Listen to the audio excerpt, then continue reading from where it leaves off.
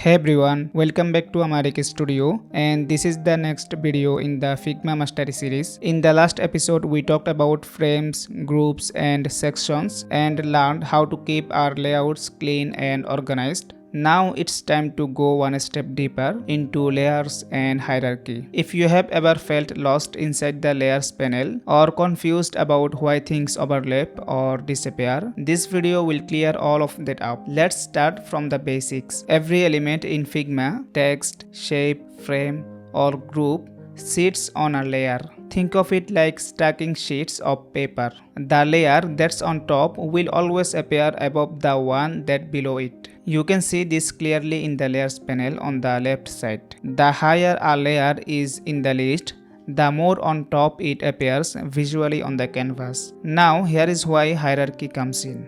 When you place one element inside another, like a button inside a frame, that's called nesting. This creates a parent and child relationship. The frame becomes the parent and the button is the child. If you move the frame, everything inside it moves together. This nesting system is what keeps your design organized and predictable. Let's try this out. Create a frame and rename it Hero Section. Inside it, add a text layer for the title, another for the subtitle, and one button.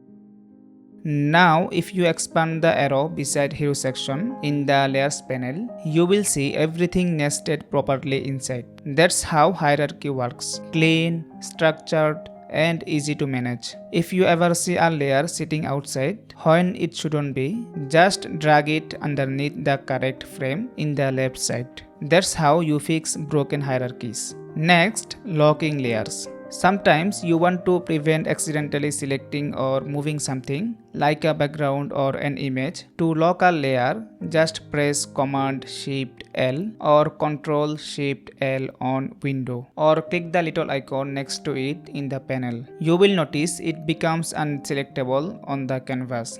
Super useful when you are working on small details above it. To unlock, just click the lock icon again or use the same shortcut. Locking is a tiny habit that makes your workflow smoother and avoids a lot of frustration later. Now let's talk about naming layers, something most designers ignore but professionals never skip. When your project grows and you end up with 200 unnamed layers like rectangle 57 or frame 89, things get messy fast. So start naming from day one. Select your layer and press Command R or Ctrl R to rename. Keep names short but clear like header BG, hero title or CTA button. If you are working on multiple pages or sections, you can use slashes, for example home/hero/button.